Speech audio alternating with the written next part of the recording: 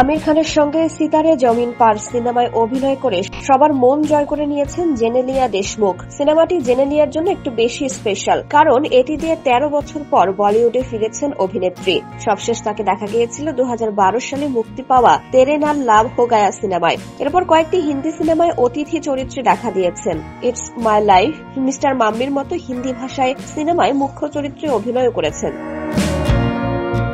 তবে এগুলো প্রেক্ষাগৃহে নয়, মুক্তি পেয়েছিল ওটিটি প্ল্যাটফর্মে। সেই অর্থে সিতারে জমিন পার দিয়ে এক যুগের বেশি সময় পর হিন্দি সিনেমায় নিয়ে হলে ফিরেছেন জেনেলিয়া। ফিরেই দর্শকের প্রতিক্রিয়া দেখে চমকে গেছেন জেনেলিয়া। অভিনেত্রী বলেন, গত 10 বছর খুব বেশি কাজ করিনি। বন্ধুদের অনুরোধে 2-1টা অতিথি চরিত্র করেছি, ওটিটির জন্য 2-1টি সিনেমা করেছি। আমি ভেবেছিলাম দর্শক আমাকে ভুলেই গেছে, নিজেকে অতটা গুরুত্বপূর্ণ মনে হতো না, কিন্তু সিতারে জমিন পার মুক্তির পর আমার সেই ধারণা বদলে গেছে।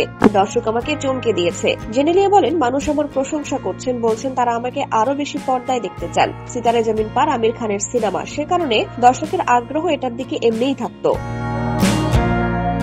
ভাবিনি যে এতে আলাদা করে আমারও অস্তিত্ব রয়েছে। দর্শক যখন আমার অভিনয় আরো বেশি দেখতে চায়, একজন শিল্পী হিসেবে সেটা আমার কাছে বিশেষ ব্যাপার। সিতারে জমিন পার সিনেমায় তিনি যুক্ত হয়েছিলেন আমির খানের আগ্রহে, জানান জেনেলিয়া। বলেন, আমির খানের সঙ্গে রিতেশের কোথাও দেখা হয়েছিল। উনি জানতে চান জেনেলিয়া এখন কাজ করছে কিনা। রিতেশ বলেছিল হ্যাঁ কাজ করছে। তারপর আমির খান আমাকে পরিচালক আর.এস. প্রসন্নের সঙ্গে দেখা করতে বলেন।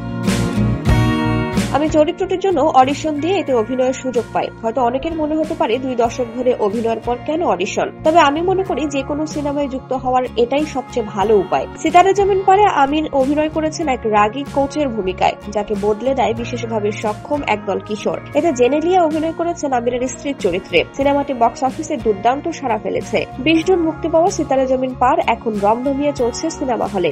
80 কোটি রুপিতে তৈরি সিনেমাটি এ পর্যন্ত বিশ্বব্যাপী আয় করেছে 239.50 কোটি রুপি।